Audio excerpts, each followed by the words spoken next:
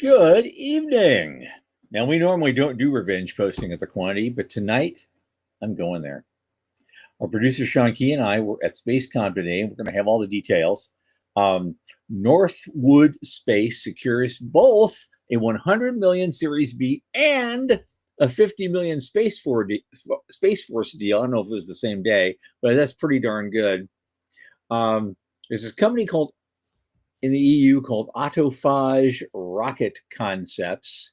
They won a prize in the EU for a debris-free launch tech demonstration.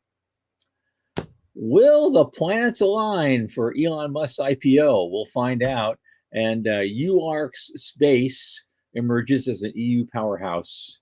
All this. And our returning guest, space policy expert, Aaron Oesterle. From the news desk at the Center for Space Commerce and Finance, my name is Thomas Andrew Olson, and this is The Unknown Quantity.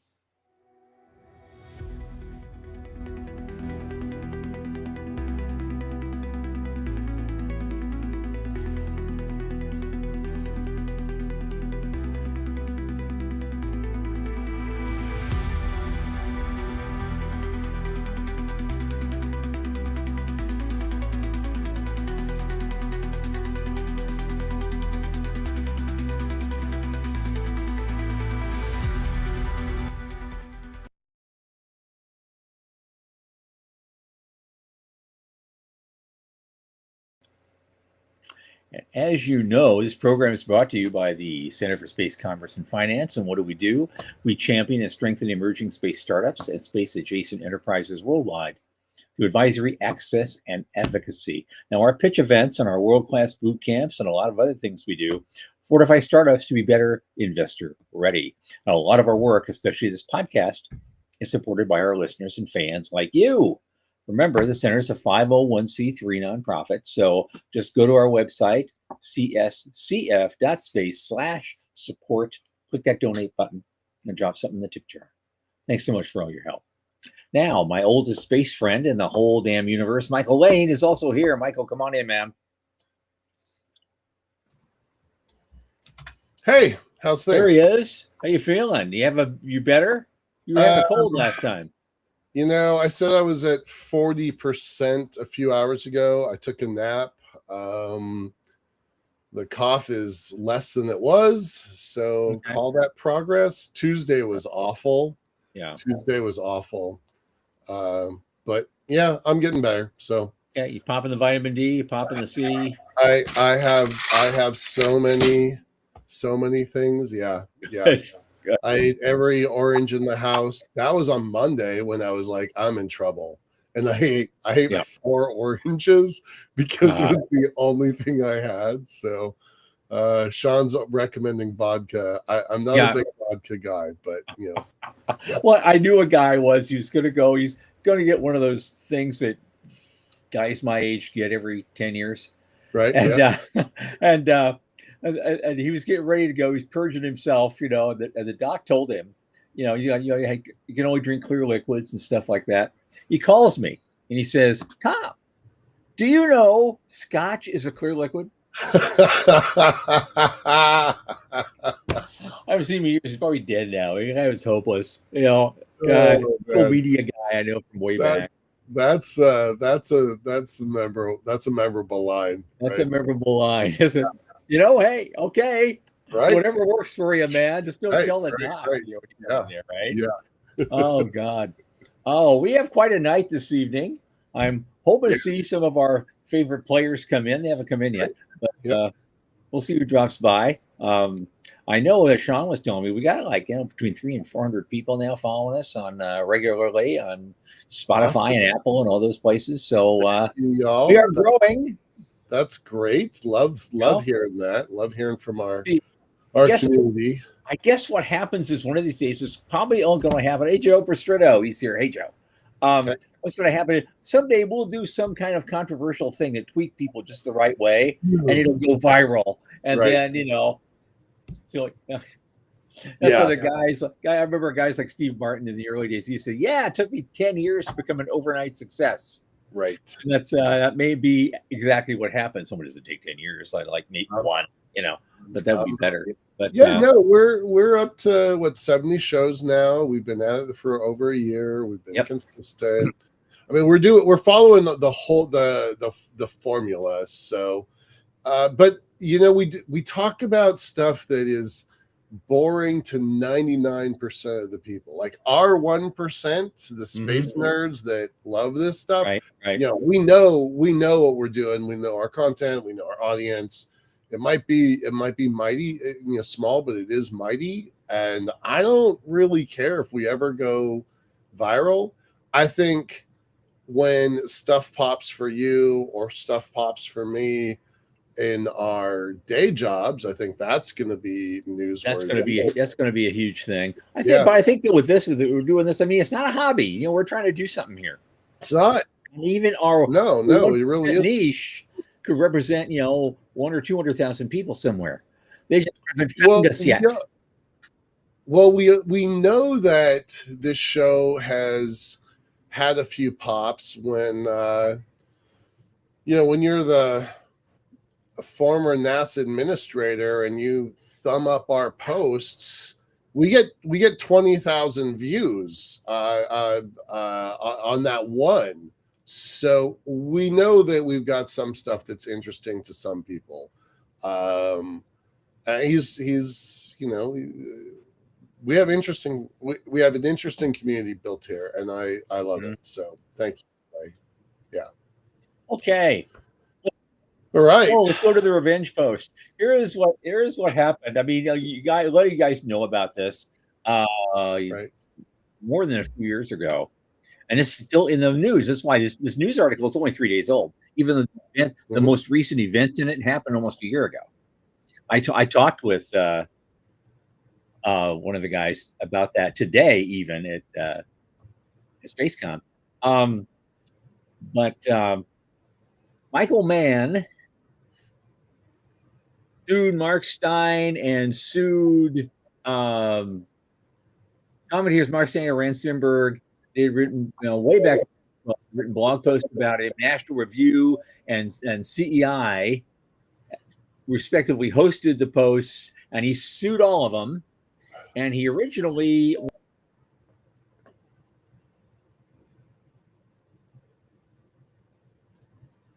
we lost Tom.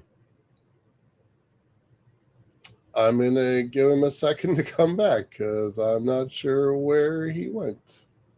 There we go. Again already. I can't believe this. I know. A couple, you know, about a week ago, this happened like 6 times in a single night. Yeah. I really don't know what's going on there. But anyway, all the ClimateGate emails, all that other stuff, he's trying to sue. You know, man was trying to sue everybody, you know, to try to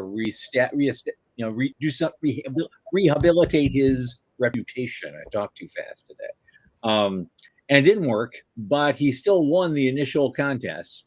And I guess some kind of appeal happened, and the judge in the appeals process just went off on Mann, who got all over him, you know, because he was like grossly overstating the damage to himself, right, by a factor of about 100, and it was found out, and so it all went back into court, and so he reversed the original ruling, and then awarded like $500,000 be paid to National Review alone. And I don't know what deal was made, you know, with Rand Simberg. Yeah. I was going to ask. You don't know that? Mention it because, you know, Rand has his own little quirkiness. You know Rand, right? I know. Yeah. He's one of us. Damn it, he's our guy.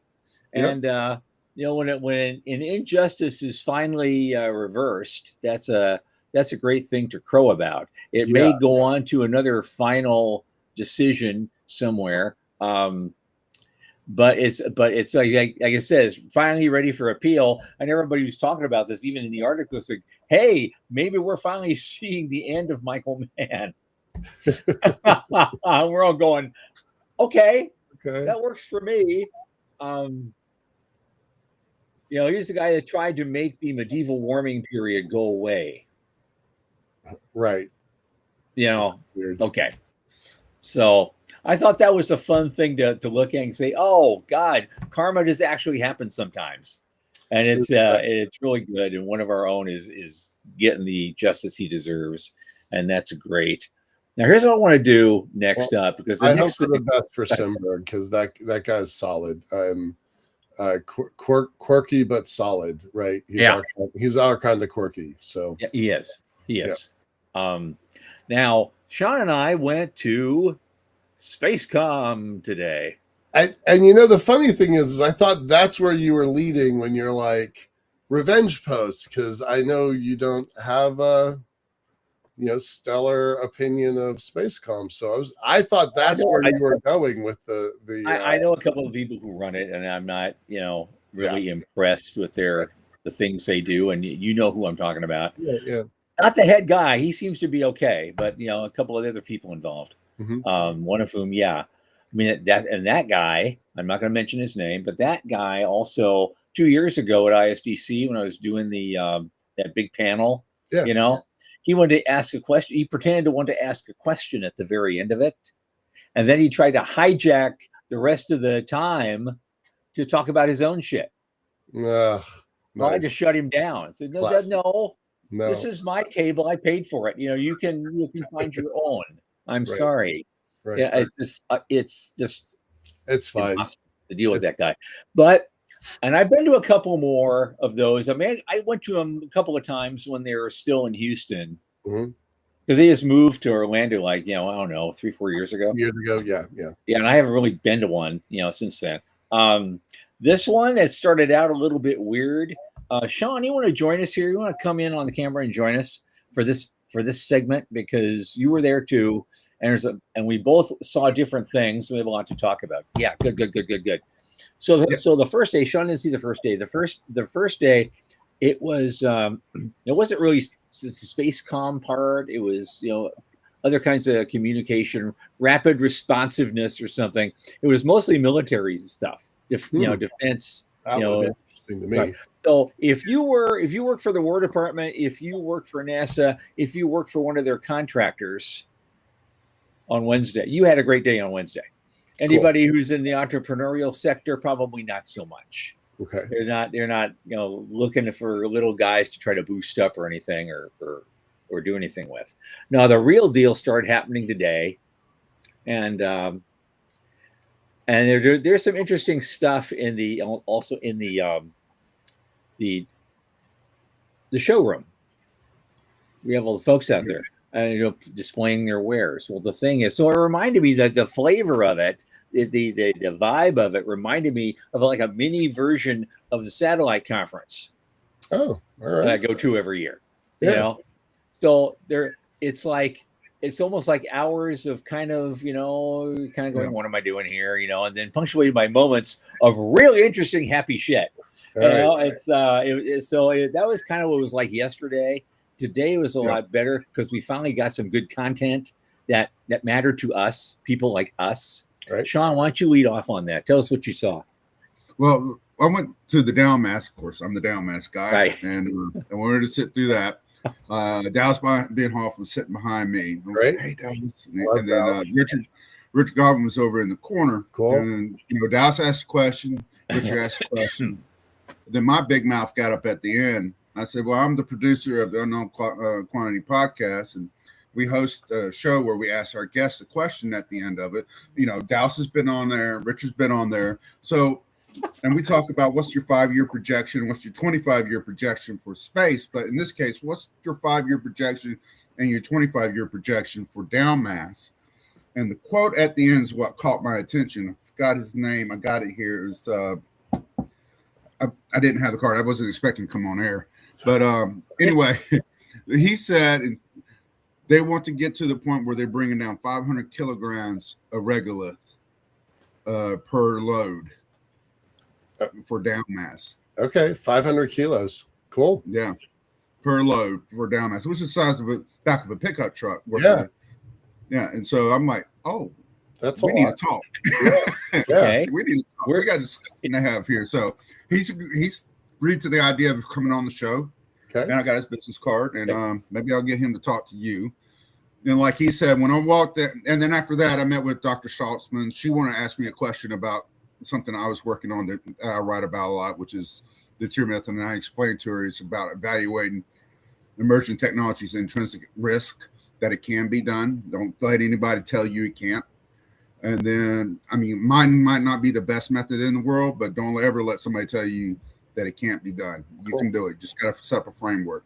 And then I went into the floor, and some really cool stuff back there, because, you know, it's almost like an industrial convention now. Yeah. I mean, because you had connectors, you had seals, you had printers, 3D printers, you had laser cutters.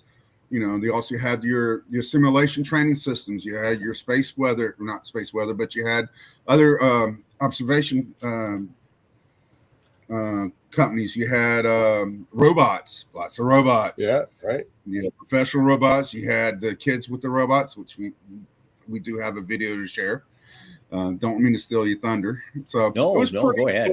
Cool. There was.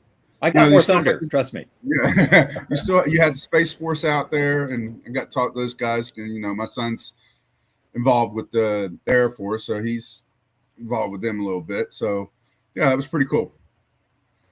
Okay, all right, yeah, that part was a lot of fun, and we also saw a bunch of other things today. I saw the NASA segment panel discussion just about Artemis, how Artemis is going to go, and they showed all their propaganda films basically, and they're done very exciting.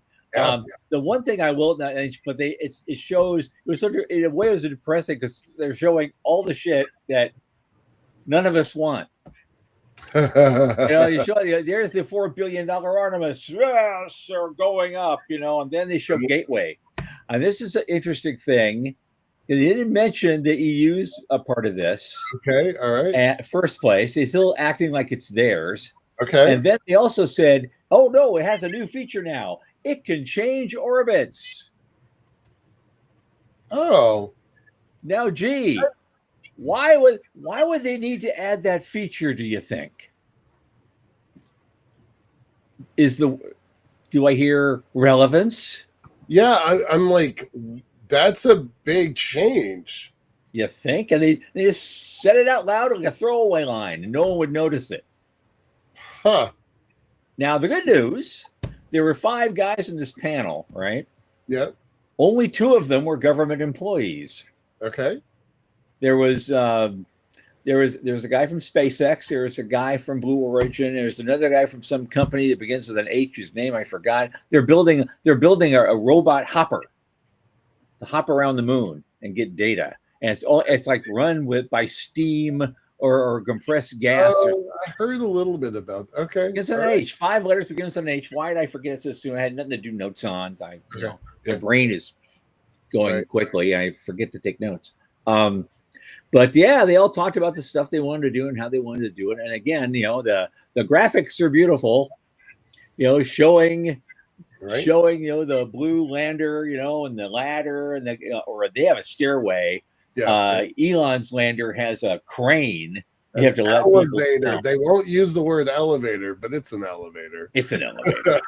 You know, but you're hanging there. I hope something happens to it, and you have to be hanging halfway between the hatch and the moon. You know, but so at least on the Blue Moon thing, the bigger version, there's actually an actual stairway that folds out. Okay, and you just walk down the stairs. Yeah, you know, that would be cool too. But both of these things will, you know, seat 4, and they has all the amenities, and but they wouldn't even hint which one will get the first shot at it. No, they wouldn't. Was that they were very politic about that? Oh, they were. Okay. Yeah. Right. But the other thing that made my day was I went into this because there was in the afternoon, the second session in the afternoon. It was either another more NASA propaganda or see this thing about regional structures of funding things, and I didn't know what that was about. Okay. I thought, I'll see what's there. What are they talking about? Well, there are 3 people there. One of them was the moderator. The moderator and this other woman named Kathleen Loftuck or something. They're both from the Texas Space Commission. Well, convenient. And the other guy is Bob Long, the head of Space Florida. Oh, also convenient. the two people I really would love to meet and talk to were in the same room at the same time, and I got everything we wanted. Excellent. It's like, because there's not enough of a sense of community, in the community in Florida. And he basically said, well, it depends on which community you talk to, because there's three of them. There's three separate little patches of community, and one's near Orlando and one's closer to the Cape. There's another one in South Florida somewhere. And they have completely different efforts. They do completely different things. They have completely different needs, especially for like funding. And so, those three, they won't really talk to each other much. I don't know what we're going to do about that, but we're going to have him on the show. Okay. And he's happy to explain himself. Great. And because he'd fielded the question easily. Boom. Oh, well, here's the problem. Like, okay, he actually looked it up and knew something about this. Okay. All right. So he's heard that from somewhere before. But the weird part, I talked to this Kathy woman. She remembers me. Good.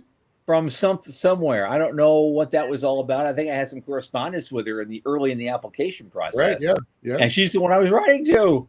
And she's seen me do other things and said, hey, good to see you. How you doing? I didn't get a grant, but other than that, I'm great. But but they made the announcement. Yeah. Cool. And what's your name? They made the announcement that the next tranche of money is coming in. That we've talked about. Okay. Formally announced it today.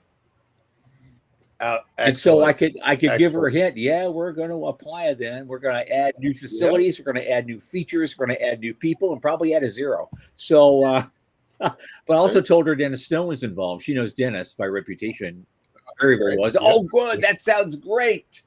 And so, great. They're all happy. Outstanding. I'd love to see that. For the record, that we always say, we are headquartered in Texas. That's our feet are firmly planted there now, no matter what. The center's been there for 10 years, 9 years. Yeah. 2015, we put that in. 2015 in Texas. So 10 years, 11, almost 11. All right. Yeah. So okay, let's go get that. Let's go win it. Sean, anything else you want to add? You want to play that little video? Yeah, we can do that video. You had it queued up. Yeah. Give me a second here. So I'll let you introduce it. It was the video you sent me. Oh yeah, I was just you have to blame the photographer for this one. But these are the people that do a K through 12 training program in robotics for kids. And the farther up the grade ladder you go, you get more sophisticated stuff to do.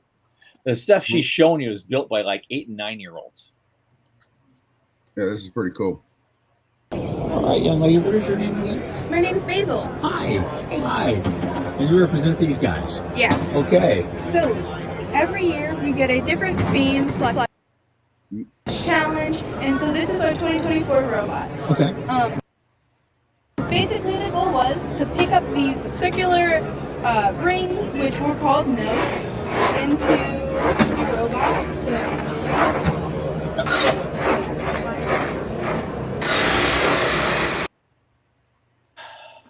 Well, maybe not. modern tech. It's great. I mean, it's we're great. Gonna have audio, to get those. We're going to have to figure out the drill for doing those live on the scene, man on the scene reports. Right. Yep. All right. Well, we'll try it again. I love those robot competitions. I've been telling Marty about them for weeks now, and sure. They're huge. They're a big deal. So, how many kids? How many students?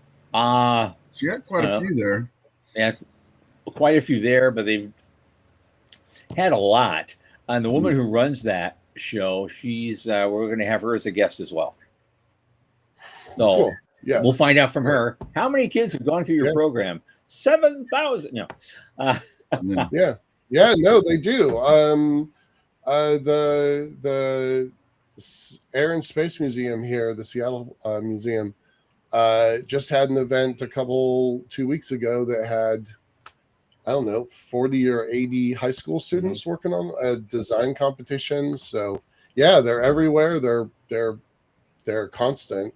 and they add up into thousands and thousands of students. got another guest candidate. He's a guy who he runs the incubator at UCF.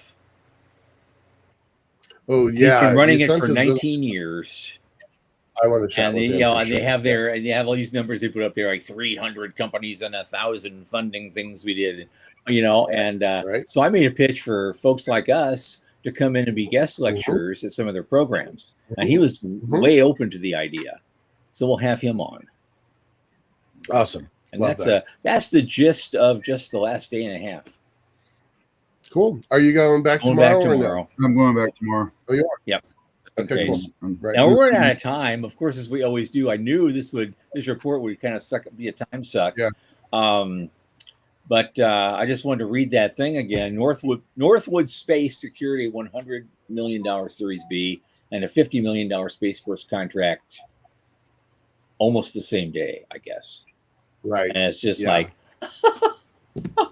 we just tick some more boxes off. We're just writing it down. The year is starting out fast. It's starting fast. Yeah. Yeah. This puts us way north of $2 billion for the month. Just about. Yeah. And that's just the stuff that we're talking about on the show. Yep. There's transactions that are happening by the day that we're not getting to, but we're well over $2 billion that we're tracking. Yeah.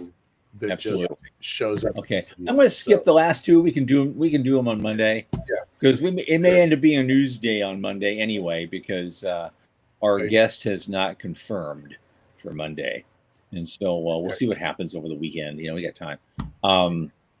Okay, so let's go. Now we're going to skip over all this, and although it's tangential interest, it is a talk about policy, and one of our favorite space policy guys is with us from the Space Frontier Foundation, Aaron Oesterle. Hey, Aaron. How you doing, young man? Hey. I'm doing good. How are you gentlemen doing? We're doing okay. We've had a great couple of days, and we're going to have a great one tomorrow, and all is well with the world. Hope you're staying warmer than we are, because right now there's snow there's not any snow on the ground, there's ice on the ground, and I can walk across the snow and not sink down in it. Oh, okay. Yo, I've had days. I remember days like that in Pennsylvania. But no, it gets cold at night. I think it's going to stay above freezing tonight, but we do have at least 3 nights in the coming week where it's going to get down to the 20s in Central Florida. We're bringing all our plants in the house. You know, we're surrounded by them now. We got to protect our plants, our outdoor plants. These are semi-tropical plants around the pool and everywhere. It's like, okay, come on, you know. Fortunately, the pool can protect itself, but these things, the plants, they have no chance unless we do something. Other than that, that's all we can do is just ride it out for a week, another week or so, and then we're good. When I was at Jarhead in near Quantico, near Washington D.C., that's when I really learned to loathe the cold and snow and ice, because I wasn't high enough rank structure to let somebody else do it. I was the guy out there with a shovel after every single flake hit the ground. As a corporal, I'm like leading other people to shovel, but at the end of the day, I had to grab the damn shovel myself. So, so I don't miss Washington D.C. at all because of the cold. I'm a native Floridian, and I was in the infantry in the army in Germany. Y'all can keep cold, and you can keep the snow. I'll visit, and that's it. I'm like Brer Rabbit. Put me back in my briar patch. There you go. Yep. Me, I miss Vietnam by that much. So I'm not going there with you guys. Right. Aaron, let's start out. I know you've been here before. You've already given a long dissertation on your origin story and stuff. So very briefly, take like 1 minute, explain who you are, why you're doing what you do, what gets you up in the morning. Sure. So for those who don't know me, I was we won't say failed engineer, but I was not a very good aerospace engineer. But I found graduated from college with an aerospace degree. found I was much better at the policy world. I went to work for Jim Muncie, for those who know him, and then got involved in the Space Frontier Foundation, and now do policy work. I'm doing my master's program right now at University of North Dakota with some and actually I should about one of the things we're looking at for my capstone is we're doing an L1 L2 facility that involves a space elevator. So I might be calling you, Michael. Absolutely. We've got a lot on that topic, so happy to chat. So let's lead into the thing I know you want to talk about. About a week and a half ago, I was there. You guys have been doing a series of basically town halls. Yep. For the advocates and other interested people at the foundation. You've been talking about policy a lot and talking about strategy a lot. How did you get the idea of even doing those? What was that about? Well, we had somebody who was involved in the policy team, and she raised a stink because she didn't feel like doing very much, and we weren't communicating very well. And she ended up leaving, and I understand where she was coming from, and so it was suggested. One of the ideas that was suggested was what we need to do is we need to be communicating better, both as a tool to do outreach and telling people what we're doing, but also to bring people in and get more active policy people, because after a while it gets old with the same 4 people. So we started the town halls, and we did 3 of them. We're debating where to go from here, because we scheduled for 3 of them, and we're like, what do we want to do beyond that? We have some thoughts about how we're going to proceed forward, but we're not ready to discuss how we're going to go forward just yet. But it was kind of like what we're doing and how we're doing it and how we're engaging and what the long-term strategy is. Because if the long-term strategy is space settlement in a big picture, there's a lot of things that need to happen to make it happen, to make that happen. And it's not going to happen because of one big swoop. It'll happen by a million pieces. So, to borrow a phrase from George H.W. Bush, 1,000 points of light. Yeah. Well, that was a fun little thing. I hope to attend another one sometime. I know there's something. I know that's. Are they open to the public? How do you get on that list? They're not open to the public generally. Well, we kind of. It's not hard to get on the list. My suggestion is if you want to get on the list and be involved, email Sean Mahoney or myself through the foundation website, and we can put you on the list. There is a little bit of a process to attend it, because we want to make certain people actually are interested in attending, not just sign up and have get hit with a spam bot kind of a thing, because that just kind of ruins the event. So there's a little bit of a process, not overly complicated, but there is a process there. All right. Here's the thing. Did you guys start with the advocate list as a baseline and then kind of just expand out from there? Yeah.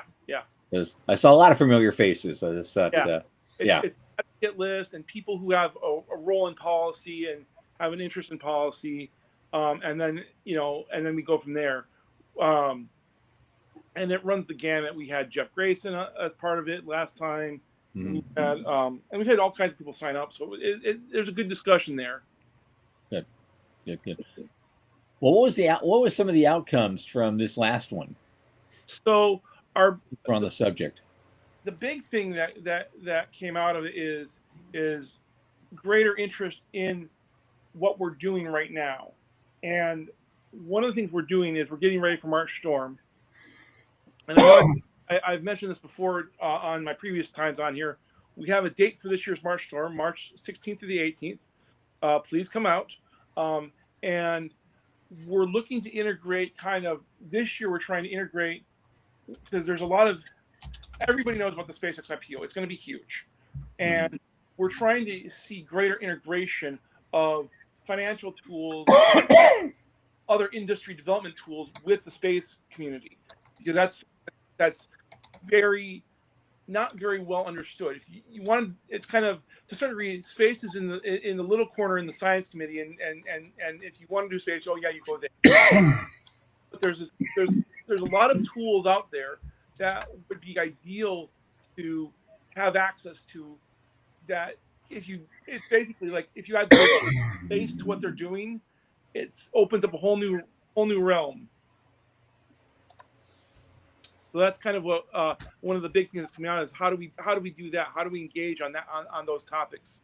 And that's one of the things we're doing for March Storm this year. Okay, all right. How many people usually attend this thing, and what's the process of for the March whole? or for the town? Yeah, March Storm we usually get 20 to 30 people. Excuse me. It's where Michael and I first met, actually. Yeah. And 20 years ago. We met 20 years ago. yes, Yeah. it was- You were just getting started, and yeah, a lot happened with you. Anyway, but we get 20 to 30 people. It's not, you get a full day of training, and then you have 2 days on the hill where you're talking to the staffers. Mhm. The training is we have a former Senate staffer who comes in and talks to us, who you've had on the show before, Taylor Winkleman. Okay. She and we just do, it's kind of a training boot camp kind of a thing, because you have to learn to speak staffer lingo. And this year, as I said, we're looking for integrating these broader topics with the space community. So we have four goals this year. One is, I don't know how many people have done this. China, the Chinese government releases a white paper every 5 years, and there's one scheduled to come out sometime this year, Mhm. and it lays out their strategy for space. And the interesting about that is they're actually doing really good in terms of saying we're going to do this by this date and doing it. Only one of them off by a year. So one of the things we're pushing this year is we want a national declaration of we're going to space, and we're going to space to stay in a big way. And here's a list of things we want to see happen. Now, I want to stipulate, it's not to say that we want NASA to do it, or even government to do it. What we want is we want big things happen when we enable the private sector to do it, and we would like to see the private sector lead to enable the creation of a lunar base by 2035. I don't remember our exact numbers. We're still figuring them, but it lays out a series of things that we want to see happen. Like one of them is by 2040, we see a space-based solar power beaming down commercial power. We see space resources being actively sold on the market, and we see space industrialization happening in a way that actually, they're selling products.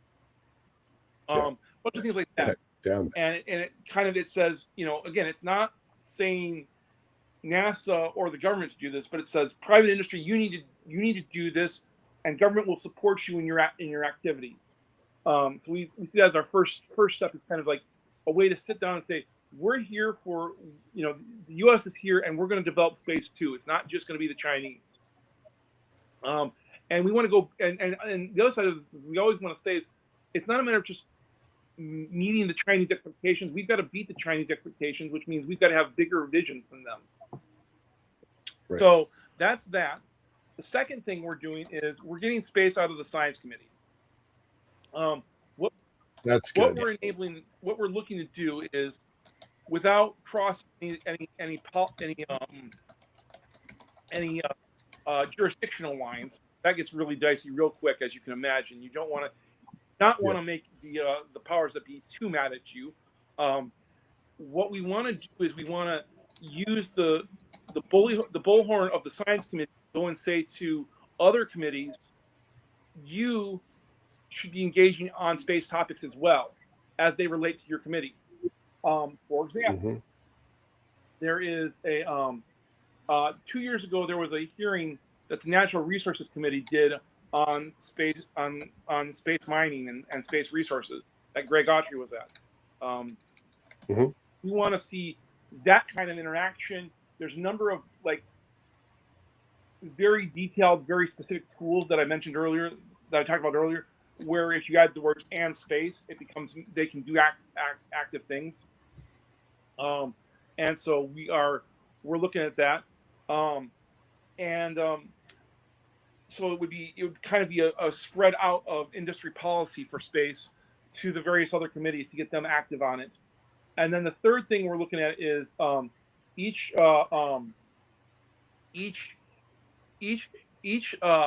department of each branch of the military, except the Space Force, has an operational energy office, and we want to get them an operational energy office for nuclear space power and space-based solar power and a few other. Oh, there's a lot of interest there, and we think there's enough interest internally and enough interest externally to make that happen. Okay. Make that happen. And the final thing is, as everybody knows, there's this discussion of we're going to build a lunar base somehow, somewhere, someday. right. I'll leave it. And what we want to see happen is any lunar base that's developed has to be commercial. We can finesse it. NASA can act as an anchor tenant, and that. Sure. But we want it to be commercial in nature. Now, how you do that is being internally debated right now within the March Storm community. But those are the four big things we want to see happen this year. And we're going to see. I mean, we already know that the House is looking at doing a NASA reauthorization bill. I have heard there's a desire to do a commercial space bill at some point. I don't know if that's going to happen or not, because this year is an election year, and election years always are a jumble. Right. And space doesn't really drive the constituent demands the way other things do. So we usually get pushed to the edges. I will point out, you mentioned that you and I met at March Storm. The year that we were there, I think it was 2005, was when the Rapid Capabilities Office was on our agenda. Those were the things that we were bringing around to the congressmen and senators. And lo and behold, we got a Rapid Capabilities Office. It went from a 2-person team, kind of ad hoc team, to a 15-person funded organization within not Space Force, but Air Force. And that eventually led to, parts of it eventually led to where we are now. And so that, the experience of having done that does give me a lot of confidence that if we push the energy element and show that the other forces have this energy element, we should have Space Force have an energy element. Like, that really does have some legs, and we should use that we should use our success in history as a compass point for where we go next. So I like that one particularly a lot. And power in space means power in space. That is true. That is very true. I wanted to mention, as part of all this, you do have an uphill battle, maybe more than you know, because today also, in addition to seeing all the fine Artemis II propaganda, there was another thing near the end of the day that basically said, remember, I don't know, from history, remember the Apollo applications program? That was their way to try to go beyond Apollo, like beyond meat, right? And go, okay, what else can we do with the stuff we just built? Well, they're doing it again. They're doing it again.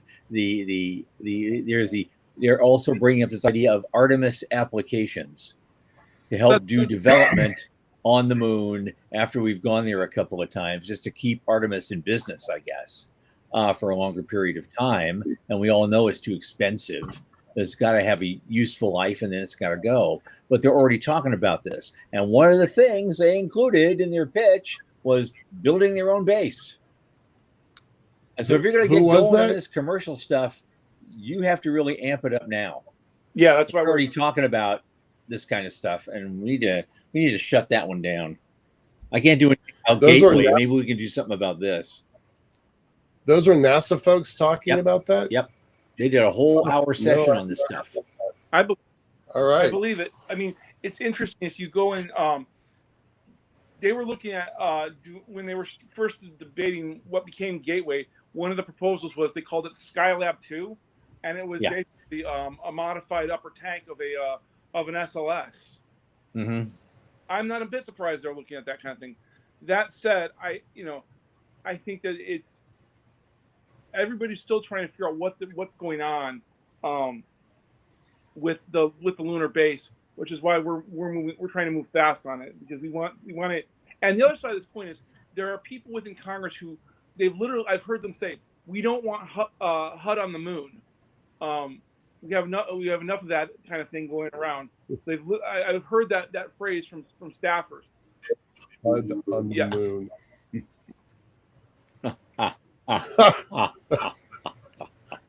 That is hard to imagine. Oh. But I'm thinking about kind of New York level projects with skyscrapers. I would take a skyscraper if HUD got involved and that's what their product was a skyscraper on the moon. I would do that. If then we have to commercialize it afterwards, like condoize it afterwards. That's the key thing is we're figuring how to structure this in a way that it is not. We retain and actually use all the lessons we learned from the International Space Station, because we were never going to commercialize the ISS. I mean, part of it was we didn't realize what we were trying to do in space.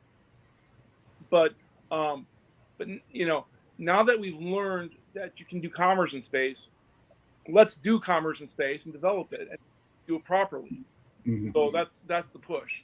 And I do think that there will be enough interest that we can make it happen. It's going to be dependent upon getting the right mix of, and I also think this year will prove interesting because of the SpaceX IPO. If you get $50 to $80 billion in capital flowing into the industry, which is what we're predicting, and you can double that or triple that with industry policy decisions that are through things like tax breaks or things like that. But that's the main thing. Well, that incentive will probably even get Robert Bigelow out of hiding. I hope so. Jason's writing up a bunch of stuff here. Can we talk a little bit about? Is there any movement on domain industrialization, ownership? Of assets? So that has kind of resolved itself in the way that the Artemis Accords has been written. If you're looking at the issue of who actually owns what and what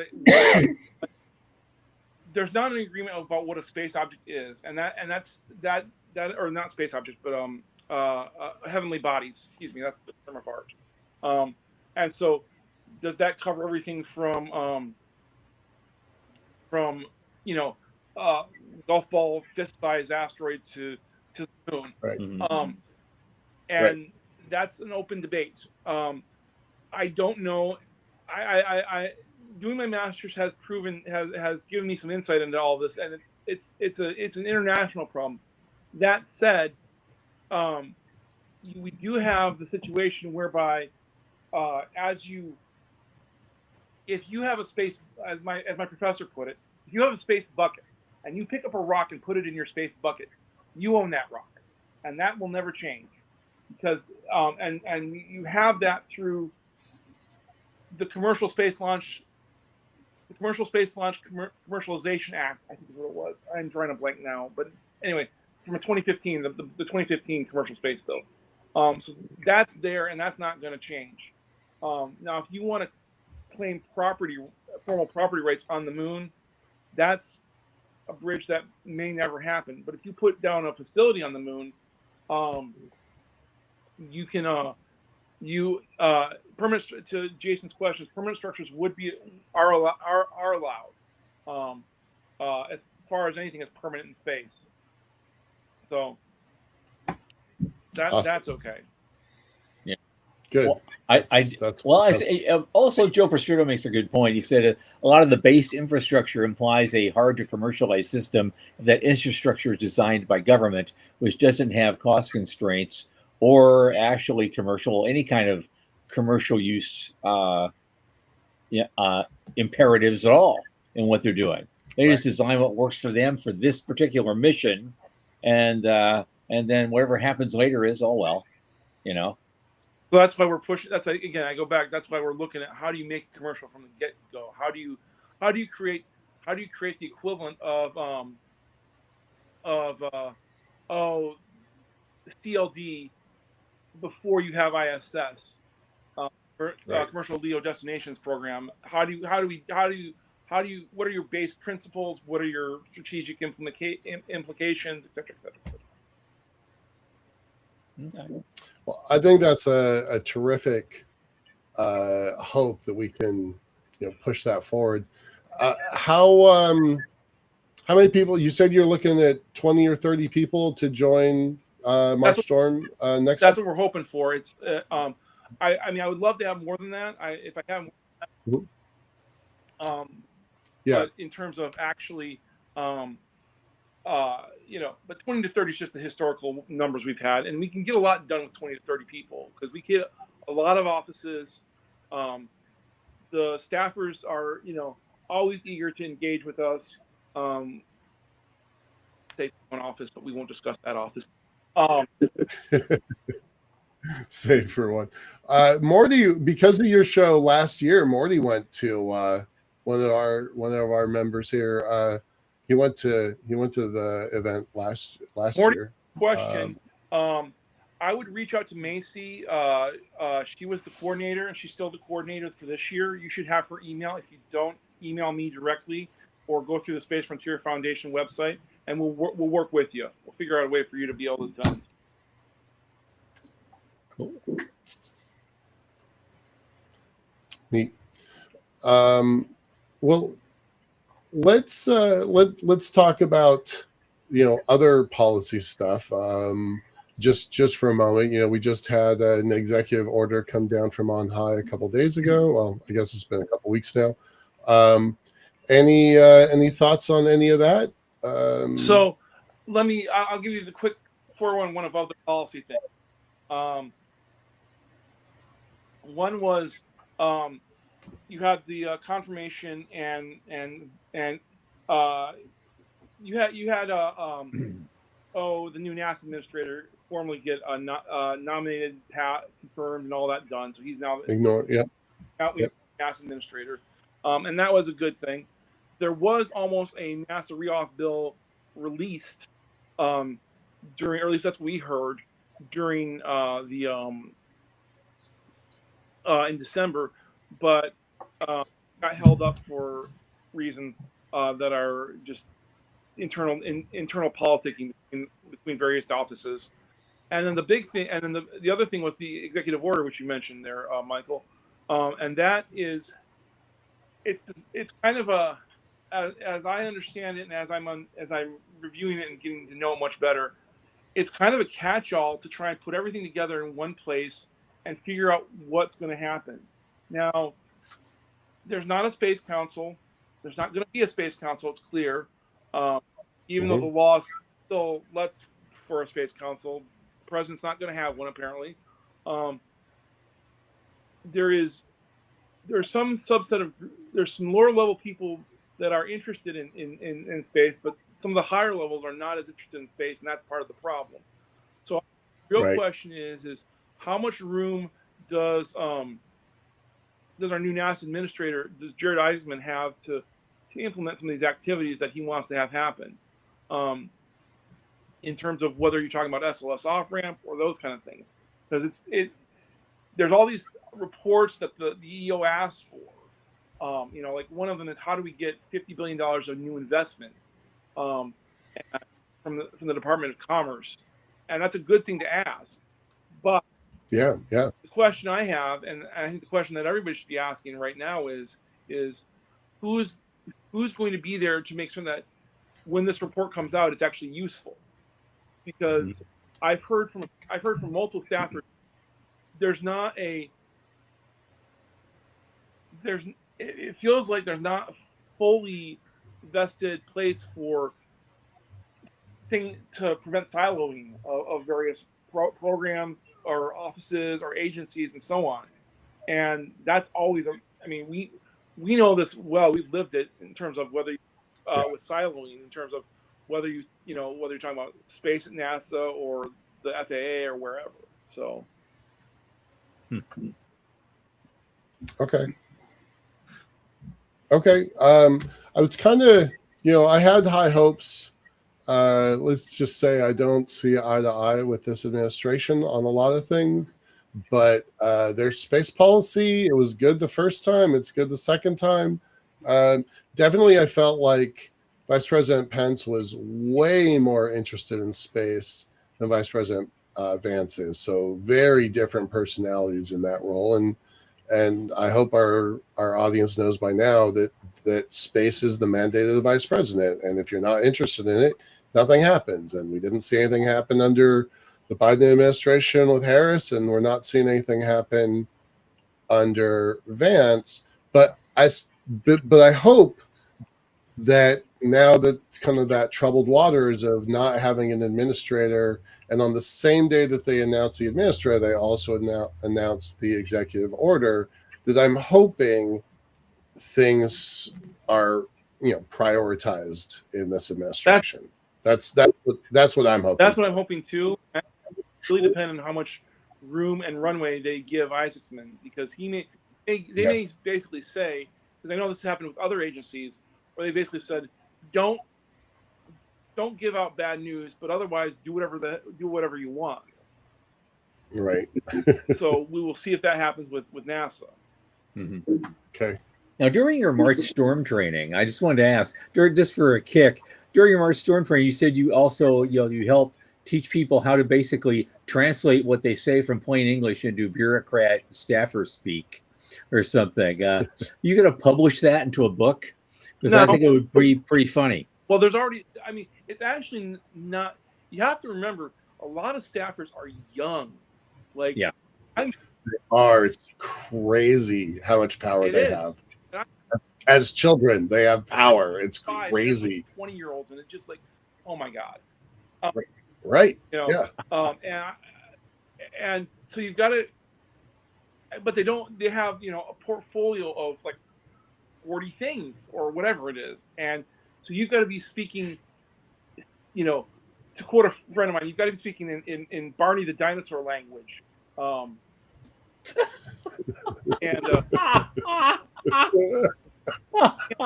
can't speak at an engineering level. You've got to speak Barney the dinosaur level. Oh my God. Wow. I remember visiting in New York when I lived there years and years ago. Paul Contursi and I went to see our congresswoman, or at least Paul's in his district, Carol Maloney.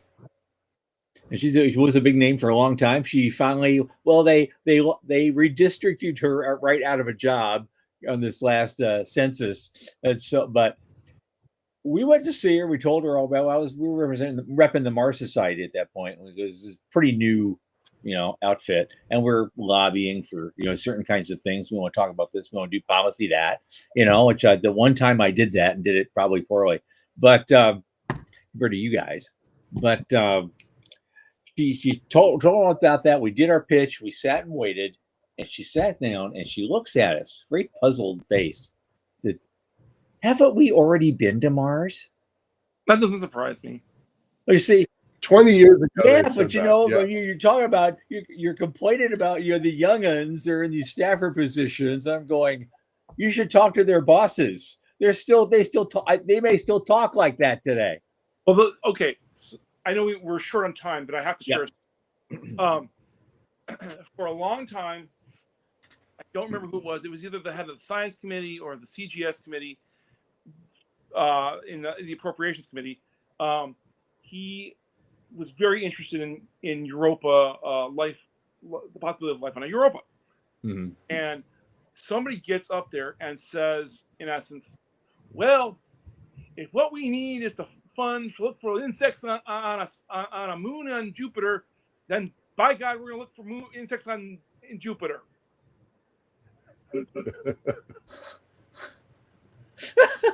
Oh, okay. Sounds like Reverend Jim. Okey doke. You know.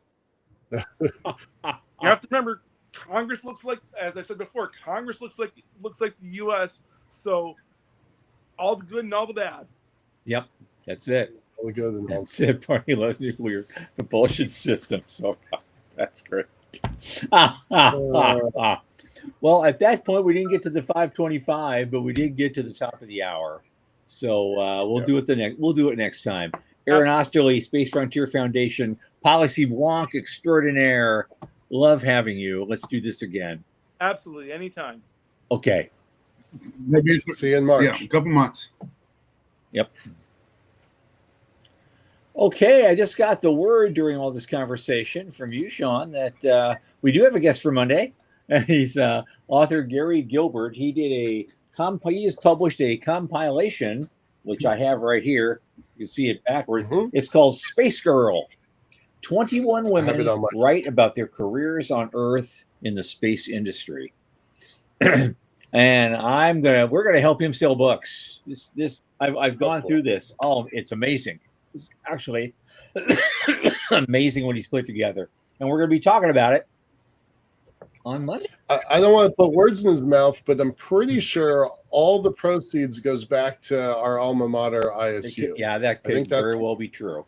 He's been I think around a that's long awesome. time. He's just kind of showing his head again, after many Yeah. years. And on Cool. that Excited. note, for Sean Key and Michael Lane, the news desk, Center for Space Commerce and Finance, I remain Thomas Andrew Olson.